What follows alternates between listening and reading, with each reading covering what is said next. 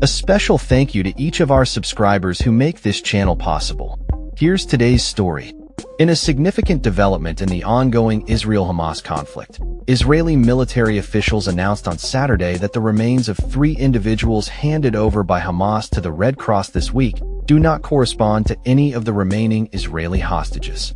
This revelation adds to the already complex situation surrounding the slow handover of hostages and their remains, following the October 7, 2023, attack that ignited the current war.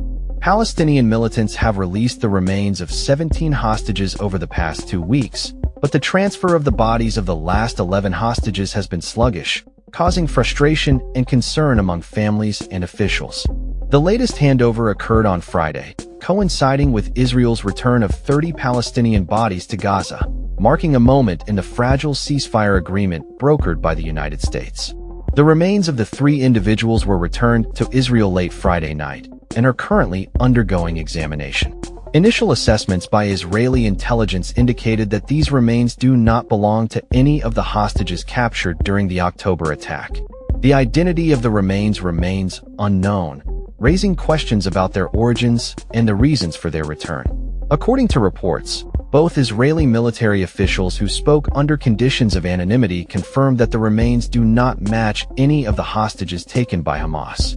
The Red Cross facilitated the transfer, but did not provide details regarding the identities of the remains. Hamas has not responded to inquiries regarding the matter. Since the ceasefire took effect on October 10th, there have been ongoing tensions regarding the pace of the handover of remains. While Palestinian militants have released 17 hostages, the return of the last 11 has been slow, with only sporadic releases of 1 or 2 bodies every few days. The total number of Palestinian bodies returned by Israel now stands at 225, with only 75 identified by families according to Gaza's health ministry. The circumstances surrounding these returns remain unclear, with speculation about whether the deceased were killed during the October attack, died in Israeli custody, or were recovered from the rubble of Gaza. The ceasefire agreement has faced challenges, particularly after Israel conducted airstrikes earlier this week that resulted in over 100 fatalities in Gaza, following the death of an Israeli soldier in Rafah. This has further complicated the already delicate negotiations surrounding the hostages and their remains. Israeli officials have repeatedly accused Hamas of violating the ceasefire by delaying the return of hostages' bodies. In response, Hamas has claimed difficulties in locating the remains due to the extensive destruction in Gaza. The situation remains fluid, with families of the remaining hostages anxiously awaiting news and hoping for a resolution to the ongoing conflict.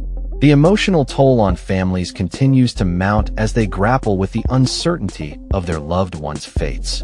As the world watches closely, the hope for a lasting peace and resolution to the humanitarian crisis in the region hangs in the balance. That's all for this story.